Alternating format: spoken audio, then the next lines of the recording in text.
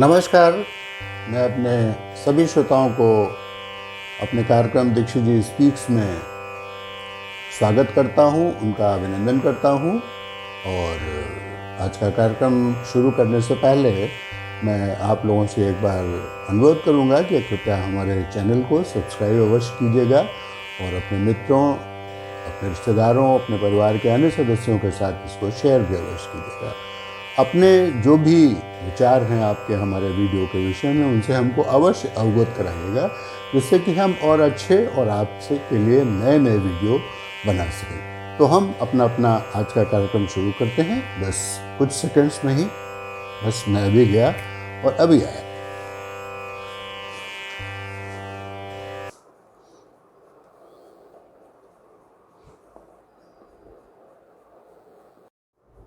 माफ़ कीजिएगा श्रोताओं, हमको कार्यक्रम शुरू करने में थोड़ा सा देर हो गया। अब आज हम जो किस्सा आपको सुनाने जा रहे हैं वो किस्सा अत्यंत रोचक है, मगर जहाँ तक उसका अंत होगा तो वो काफ़ी संजीदा हो जाएगा। ये किस्सा एक ऐसी अदाकारा का है जिसने अपनी अदीम अदाकारी से, खूबसूरत नरगिसी चेहरे से और अपनी रूहानी आवाज़ से और अपनी अदाकारी से भारतीय सिनेमा के प्रेमियों के दिलों में जो जगह बनाई है वो शायद कभी भी समाप्त नहीं होगी। ये उनके जो प्रशंसक थे, वो जो उनके समकालीन थे, जो उस समय थे जिस समय उनकी ये फिल्में आईं, उस समय तो लोग उनकी फिल्मों के प्रेमी रहे ही रहे। इसके बाद के जिन लोगों ने फिल्में देखी नवयुवाओं में, उन्होंने भी अपनी दिल में उनके लिए एक जगह बना ली। तो इतनी तारीफ़ के बाद और इतनी बातों के बाद आप समझ गए हों कि मैं यहाँ पर किनका जिक्र कर रहा हूँ।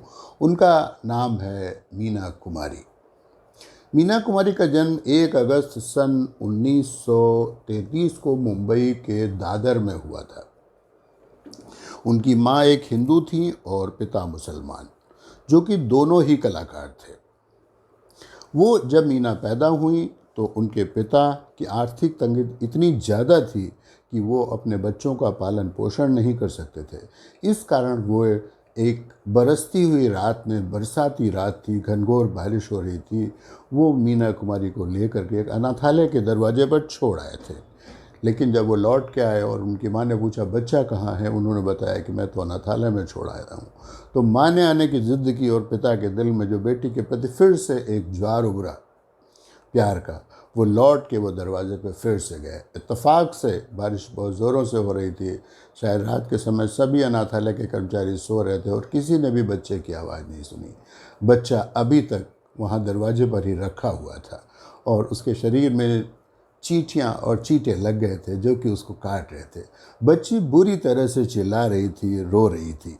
बाप ने उसको गले से लगा लिया, उसको साफ़ किया, उसके ज़ख्मों के ऊपर मरहम लगाए और फिर उन्होंने उसको पालना शुरू किया और उसका नाम रखा महज़बीन। महज़बीन का मतलब है बहुत चांद से खूबसूरत चेहरे वाला चेहरा। महज़बीन का मतलब ये था। आर्थिक तंगी के कारण मीना कुमारी ने अपने बचपन से ही फिल्मों में काम करना शुरू कर दिया था और वो जब तक वो उनकी डेथ नहीं हो गई तब तक वो कार्यक्रम करती रही।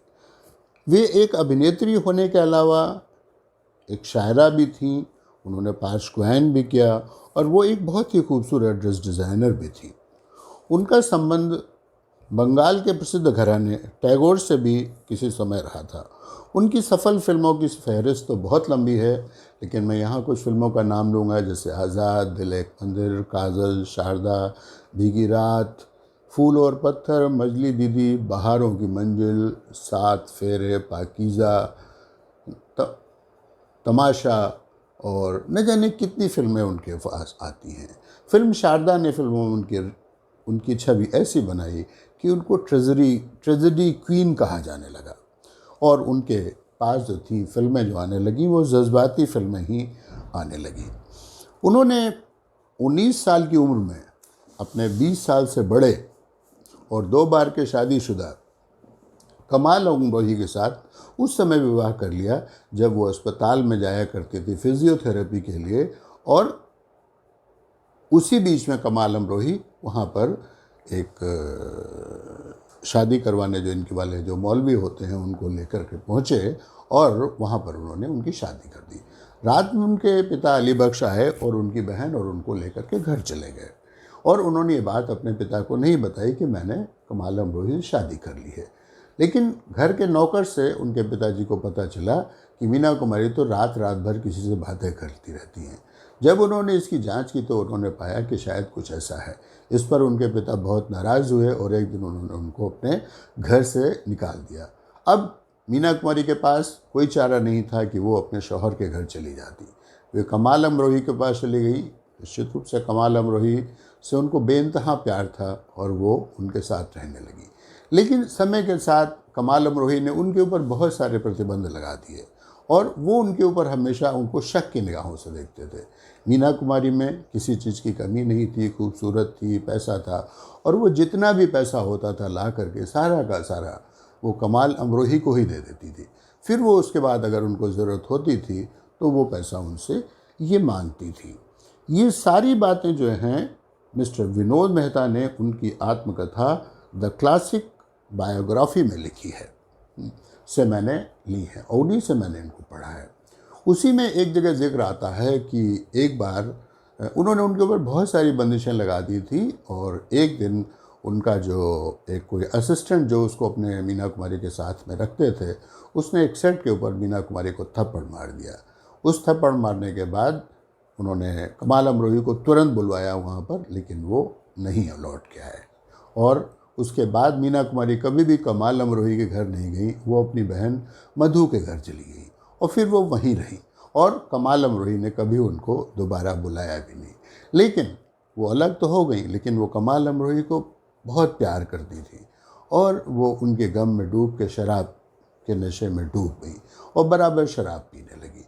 इसका एक बहुत छोटा सा उदाहरण है कि जिस तरह से मीना कुमारी का उत्पीड़न उनके घर में हुआ कि मीना कुमारी को मालिश कराने का शौक़ था, तो उनकी जो मालिश कराने वाली युवती आती थी वो 2 रुपये महीना उस समय लिया करती थी। जो 2 रुपया महीना लिया करती थी तो उसने कहा कि अब देखिए महंगाई बहुत बढ़ गई और थोड़े पैसे बढ़ा दीजिए, इसको 5 रुपये कर दीजिए। तो मीना कुमारी ने कमाल अमरोही से 5 रुपये मांगे तो उन्होंने पूछा इन 5 रुपये का आप क्या करेंगी? तो उन्होंने कहा कि जो मेरी मालिश करने वाली आती है वो 2 रुपये रोज़ लेती है, वो 2 रुपये महीने का लेती है तो उसको 5 रुपया देना है, वो 5 रुपया मांग रही है। तो कमाल अमरोही ने इसका जवाब दिया कि तो रोज़ रोज़ मालिश कराने की ज़रूरत क्या है। अब आप ऐसे में सोच सकते, ये बात एक बार अनु कपूर ने अपने एक कार्यक्रम में बताई थी जहाँ से मैंने इसको सुना। तो इससे लगता है कि कमाल अमरोही उनके ऊपर कितना उनका उत्पीड़न करते थे। इसी तरह से उनका उत्पीड़न होता रहा और अंत में वो शराब के नशे में डूब गई और उससे उनका लीवर जो था ख़राब हो गया। और फिल्म पाकीज़ा जब उनकी रिलीज़ हुई तो उसके 3 हफ्ते बाद ही 28 मार्च सन 1972 को 39 वर्ष की उम्र में वे इस दुनिया को छोड़ करके हमेशा के लिए चली गई। कहने को तो बहुत कुछ है अभी, लेकिन सारी बातें तो एक साथ नहीं हो सकती हैं। बाकी हम फिर कहेंगे, मीना कुमारी अपने सिनेमा प्रेमियों और अपने प्रशंसकों के दिलों में हमेशा मौजूद रहेंगी। और इसी के साथ हम आज की बात ख़त्म करते हैं। आप हमें बताइएगा कि हमारा वीडियो आपको कैसा लगा, और तो हम इस तरह के और भी वीडियो आपको सुनाते रहेंगे। अब हम इसके आगे आपको मीना कुमारी की एक फ़िल्म का एक गीत सुनवाते हैं, तो लीजिए गीत सुनिए।